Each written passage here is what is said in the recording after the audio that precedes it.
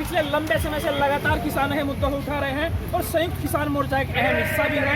लगातार जो है हर रैली में ये पहुंचते हैं और लगातार जो है जो सरकार की जो नीतियां हैं इसको लेकर जो है खुलकर जवाब राय रखते हैं। आज जो समय महापंचायत हुई है इसको लेकर आप कैसे देखते हैं? मिशन यूपी का आगाज हो गया? नहीं, मिशन यूपी का निश्चित रूप से आगाज हो गया है और जितनी बड़ी संख्या में आपने पूरा कवर किया है 5-6 किलोमीटर तक दोनों तरफ सड़क के इधर भी और इधर भी दोनों तरफ आदमी आदमी है। तो मैं समझता हूँ कम से कम 20 से 25 लाख आदमी यहाँ होगा। और मैंने अभी 4 लाइनियाँ बनाई बहुत बढ़िया, वो उसी में बोलूंगा इसको कि रैली नहीं है रेला है, रैली नहीं है रेला है, ये भारत के किसानों का मेला है। और योगी मोदी समझ ले उत्तर प्रदेश में 2022 में होने वाला खेला है, खेला होगा, बिल्कुल खेला होगा, ये स्थिति है। तो जो है आप देख रहे हैं इसका आगाज बहुत पहले करना चाहिए। एक सवाल ये उठ रहा है क्योंकि एक पार्टी ने ऐलान किया जयंत चौधरी कि हम जो किसानों के ऊपर पुष्प वर्षा करना चाहते हैं, सरकार ने परमिशन नहीं दी, लेकिन सरकार जो है खुद जो है पुष्प वर्षा कराती है। जब कावड़ का सीजन होता है तो क्या किसानों के ऊपर पुष्प वर्षा नहीं हो सकती? नहीं, बिल्कुल हो सकती है, लेकिन अगर एक पार्टी, वो तो सरकार के खर्चे पर करते हैं जिनके साथ जिनको पुष्प पूजा वो पुष्प वर्षा करते हैं, चाहे वो गाँव के लोग हों या कोई भी लोग हों। लेकिन यहाँ तो एक पार्टी अपने साथियों अपने किसान भाइयों का सम्मान करते हुए पुष्प वर्षा करना चाह रही है। तुमसे तो एक पैसा नहीं ले रही, फिर भी आप परमिशन नहीं दे रहे, तो इससे सरकार का जो अंदर का डर है वो समझ में आता है। सरकार डरी हुई है? नहीं, निश्चित रूप से सरकार डरी हुई है, सरकार की टांगें कांप रही है। मैं तो बार बार इस बात को कह रहा हूँ, सरकार अगर डरी नहीं होती तो आप देखिए आज यहाँ नेट बंद कर दिया। क्यों नेट क्यों बंद कर दिया आपने? नेट बंद करने की आपको क्या जरूरत है?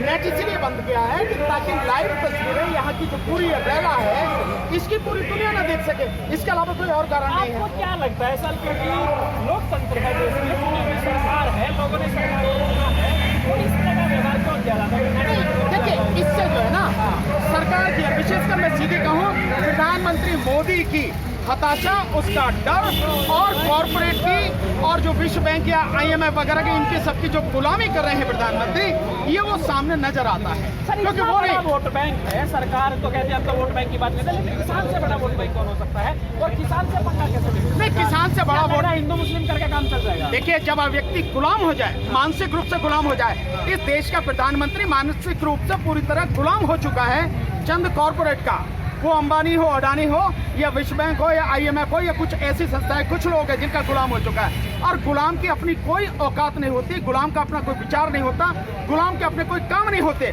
गुलाम केवल आकाओं का हुक्म मानता है और आका के हुक्म पे ही ये सारी चीजें हो रही हैं। आपको एक बात तो माननी पड़ेगी, सर मोदी जी जो है उनको ऐसे समर्थक मिले हैं, भाग्यशाली है, जो कह रहे हैं 200 रुपए लीटर तक की तेल खरीद। या तो भाग्यशाली देखिए जब देश को आपने लूट लिया, पूरे देश को लूट के खजाना आपने भर लिया, 800 जो पूरे देश में भाजपा के ये बने हैं, ऑफिस बने हैं, हर जिले में ऑफिस बने, तो कैसे बने? बिना लूट के पैसे के तो बने नहीं है। और आपको अभी मालूम है जो न्यूज आ रही है सारी की सारी कि कॉर्पोरेट ने सबसे ज्यादा चंदा इस पार्टी को दिया है। आज की तारीख में 3000 करोड़ से ज्यादा चंदा उसके पास में। आमदनी दुगनी नहीं कई गुनी आप अंदाजा नहीं लगा सकते। देश को जो लूटा जा रहा है उसका आप अंदाजा नहीं लगा सकते। जो आ रहा है वो तो दिख रहा है, बाकी जो पैसे थे उसको तो पता ही नहीं। आज आप किसानों के बीच में थे, किसानों की स्थिति आपको कैसी लग रही है? आर्थिक स्थिति कैसी आपको लग रही है? आर्थिक स्थिति तो किसान, बीजेपी वाले कह रहे हैं सारे बड़े किसान है, ट्रैक्टर ट्रॉली लेकर आए। ये बड़े किसान है, आप देखिए कितने की, ये मतलब कमजोर किसान है, सीमांत और किसान। और बड़े किसान कैसे हो सकते हैं जब प्रधानमंत्री कहते हैं कि कुल 14 करोड़ और 64 लाख इस देश में किसान है, उनमें 85% सीमांत और छोटे किसान है। इसका मतलब प्रधानमंत्री के हिसाब से 12.5 करोड़ छोटा किसान है। तो यहाँ जो देख रहे हो आप, ये बड़े किसान है, ये सारे छोटे किसान है। सब लोग आपने कुछ ट्रैक्टर देख लिए, कुछ वो देख लिए, एक ट्रैक्टर में कितने ही किसान साथी बैठ के आए हैं, वो सब छोटे और सीमांत किसान है। तो ये सारे के सारे किसान हैं। ये सरकार जो कर रही है ये भ्रम फैलाने की कोशिश कर रही है, लेकिन सरकार अपने मकसद में कभी कामयाब नहीं होगी। यूपी का आगाज हो गया है, लेकिन सर्वे आ रहे हैं जिसमें पंजाब में तो बीजेपी का सुपड़ा साहब दिखाया जा रहा है, लेकिन ये भी कहा जा रहा है यूपी में सरकार बनेगी। नहीं, पंजाब में जो सुपड़ा साहब, मैं तो कह रहा हूँ पंजाब में नॉमिनेशन भर लें, बीजेपी वाले अपना नॉमिनेशन कर लें, ये उनकी बहुत बड़ी उपलब्धि है। जीतना पीतना तो बहुत दूर की बात। और सर्वे दिखाया जा रहा है, ये एक दिन पहले क्यों है? आज किसान महापंचायत है मुजफ्फरनगर में, मालूम है कि सरकार ने अपने जो स्रोत है उनसे पता लगा लिया होगा कितनी भारी संख्या में लोग यहाँ पहुंचेंगे। उसके ठीक एक दिन पहले आप सर्वे दिखा रहे हो, सर्वे में बीजेपी को जीतता हुआ दिखा रहे हो। अबे बीजेपी वालों की तो औकात इतनी है, 50 सीटें भी लिया में, जीतना तो बहुत बड़ी बात है।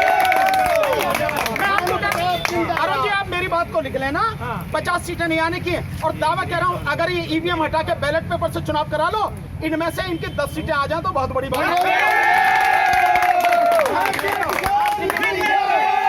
मैं जिम्मेदारी सीना ठोक के ले रहा हूँ। और एक बार आप हटा दो, ईवीएम को हटा दो, बैलेट पेपर से चुनाव करा लो। अगर मोदी भी खुद जीत जाए एमएलए का इलेक्शन, एमपी का तो बात ही छोड़ो। बीजेपी के पास इतने बड़े बड़े नेता है, चाणक्य है, वो तो जो है जिला पंचायत और आपने देखा होगा एमसीडी तक के चुनाव में प्रचार करते हैं। चाणक्य तड़ीपार नहीं हुआ करते, तड़ीपार कभी चाणक्य नहीं हुआ करते। तो ये सब कहने की बातें हैं कि चाणक्य है, ये है। चाणक्य थे तो उसमें मुंह की क्यों खाई? पश्चिम बंगाल में खाई ना खाई मुंह की। और ये सारी की सारी जो गड़बड़ी अगर ये कर रहे हैं ईवीएम के माध्यम से, अगर ये ना हो तो कहीं भी जीत नहीं सकते। आप प्रदेश की बात करो, मैं कह रहा हूँ लोकसभा में भी आज चुनाव करा दो बैलेट पेपर से, 50 सीटें हमारी जीत पाएंगे, सारे मिलकर नहीं जीत पाएंगे। लेकिन सर बीजेपी को एक उम्मीद है कि हिंदुत्व और राष्ट्रवाद के मुद्दे पर नैया पार लग जाएगी एक राम मंदिर का मुद्दा। नहीं, मैं समझता हूँ किसान और मजदूर समझ चुका है कि जैसे जैसे चुनाव आते हैं वैसे वैसे हिंदुत्व आता है, वैसे वैसे हिंदू और मुस्लिम आता है। हिंदू हो रहा है, मतलब डूब कर मर जाना चाहिए उन लोगों को जो एक तरफ ये कहते हैं कि हिंदुओं की 100 करोड़ आबादी और फिर कहते हैं हिंदू खतरे में। बस 100 करोड़ हिंदू अगर खतरे में है तो फिर बचा कौन है भाई? क्या 20 करोड़ मुसलमान बचा है?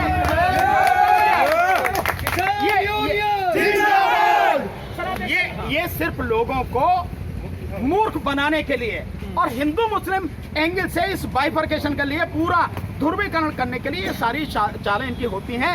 लेकिन इस बार अपनी चाल में बीजेपी और मोदी और योगी कामयाब नहीं हो पाएंगे। किसान समझ गया है, मजदूर समझ गया है और हिंदू और मुसलमान समझ गया। और एक आंकड़ा बताता हूँ, आप हिंदुओं के लिए बताता हूँ, जो हिंदू समाज के लोग हैं वही सुनो, उनके लिए है सबसे बड़ी आंकड़ा। मोदी 2 किताब लाया छाप के 196 पेज की, और उसमें लिख रहा है कि मैं कैसे कैसे देश को बेचूंगा।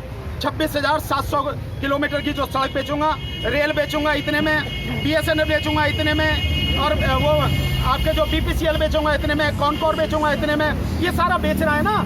इनमें से जैसे ही सरकारी संपत्ति या सरकारी कोई कंपनी या कोई फैक्ट्री प्राइवेट हो जाती है, 80% नौकरियां खत्म हो जाती है। अब मैं इस उदाहरण से आपको समझाऊंगा। माना कि एक जो है कोई संस्थान है, उसमें 1 लाख कर्मचारी काम करते हैं। जैसे ही उसको प्राइवेट किया जाएगा, एक उदाहरण ऐसे मान लो कि BSNL है, BSNL में 1,72,000 कर्मचारी हैं, 90,000 तो बोले चुके हैं, जबरदस्ती उनको जो VRS दिलवा दिया है, तो बाकी जो है, तो 1 लाख कर्मचारी अगर किसी कंपनी में है सरकारी में, जैसे ही प्राइवेट हाथ में जाएगी 80,000 नौकरियां खत्म हो जाएंगी। अब इसको समझो आप, शेड्यूल कास्ट कितने होंगे, रिजर्वेशन कितना होगा? 22.5% है, लेकिन वो पूरा नहीं है, मुश्किल से 10-11% पूरा है, केवल 10-11%। और OBC का रिजर्वेशन कितना है? 27%, उनको भी मुश्किल से 10-11% है। मेरी बात सुन लीजिए, अभी तभी आपको समझ में आएगा। ज्यादा से ज्यादा 25% होगा रिजर्वेशन का। अगर 1 लाख में से 80,000 नौकरियां गायब हुई तो 25% के हिसाब से 25,000 चली गई उनकी, इतनी तो गई। लेकिन जो 55,000 नौकरियां हैं वो किसकी गई? वो तो हिंदुओं की गई ना। बैकवर्ड नहीं, मोदी बैकवर्ड नहीं है, मोदी तो बनिया है। ये तो जबरदस्ती बात कर रहे हैं भाई। जिस तरह से देश को बेच रहा है, ये काम तो बनिया ही कर सके हैं। कोई OBC तो नहीं कर सकता भाई, नहीं कर सकता, देशभक्त नहीं कर सकता। तो ये जो सारी चीजें हैं, वो अपनी जाति को, जब मुख्यमंत्री था उससे उसने OBC में करवा लिया, वो भी राजनीति का हिस्सा था, जो RSS की राजनीति। और कुछ ये लोग कह रहे हैं कि जब भी किसी मंत्री को शपथ दिलाई जाती है, जाति बताकर दिलाई जाती है, वो कह रहे सामाजिक न्याय कर रहे हैं, सभी को प्रतिनिधित्व दे रहे हैं। इतनी बेशर्मी इसी समाज में है, इसी समाज में। एक तरफ आप कह रहे हो कि OBC के आपने जो है 28 मंत्री बना दिए, यही कह रहे हैं ना, और दूसरी तरफ आप OBC का आरक्षण खत्म कर रहे हो, और जैसे जैसे निजीकरण कर रहे हो सारा आरक्षण खत्म हो रहा है। तो आप जाति के नाम पे मंत्री बना रहे हो। मंत्री बन गया, मंत्री तो गुलाम है आपका, वो मंत्री ही सुधरेगा, मंत्री से नहीं। आप लोगों को पढ़ाइए, लोगों को आप रोजगार दीजिए, लोगों की सुरक्षा कीजिए, तब जाके समाज सुधरेगा, समाज बढ़ेगा। आप लोग सर लगातार आवाज उठा रहे हैं लंबे समय से, लेकिन क्या आपको लग रहा है 22 के विधानसभा चुनाव में परिणाम आएंगे उस तरह से, और 5 राज्यों में विधानसभा चुनाव है, ज्यादातर फोकस देखा जा रहा है यूपी को लेकर, क्या लग रहा है? यूपी कठिन है क्या? आप 3 राज्यों को तो मान लो, 3 में तो सुपड़ा साफ ही है। हाँ। उत्तर प्रदेश, उत्तराखंड और पंजाब, इनमें तो बीजेपी का सुपड़ा साफ है। जीतेगी तो ईवीएम में बेईमानी करके जीतेगी, नहीं तो जीत नहीं सकती, औकात नहीं है बीजेपी की। आज आप मुजफ्फरनगर में हैं। मुजफ्फरनगर से बीजेपी की शुरुआत हुई, 13 के जो दंगा हुआ उसके बाद बीजेपी उफान पर थी और पूरे देश भर में सरकार बनाई हिंदुत्व के मुद्दे पर। तो आज की इस महापंचायत से क्या मैसेज? तो जहां से शुरुआत हुई है वहीं से उखाड़ देंगे, खत्म कहानी भाई, यहीं से पैदा हुए ना, यहीं से समापन कर देंगे, बात खत्म। आपको लग रहा है कि इस बार मोदी योगी जी की जो जोड़ी है वो काम नहीं करेगी? ना ना, किसी कीमत पे भी ना, बिल्कुल भी ना।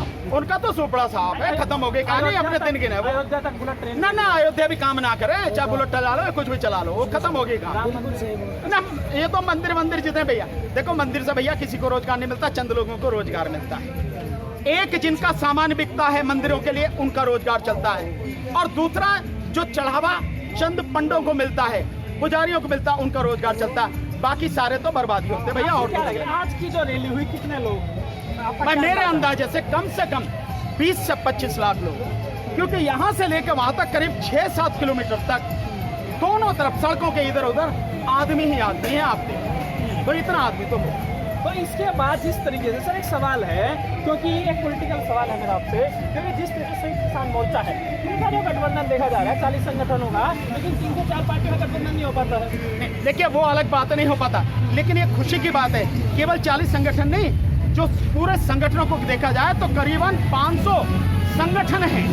500 ये जो किसानों के जो जत्थेबंदी है ना, 500 के लगभग जत्थेबंदी है, वो सारे इकट्ठे हैं और एक ही आवाज पे सारे एक साथ हैं, सब लोग देश को बचाने के लिए इकट्ठे हैं। इससे बढ़िया खुशी की बात नहीं। तो मिशन 2022 है या 24 तक चलेगा? नहीं है तो जब तक मोदी को जड़ से नहीं उखाड़ के फेंक देंगे तब तक चलेगा। और अगर कानून वापसी हो गए पहले तो नहीं, कानून वापसी हो जाएंगे तब भी मोदी को उखाड़ेंगे, उससे पहले तो मतलब नहीं है कोई।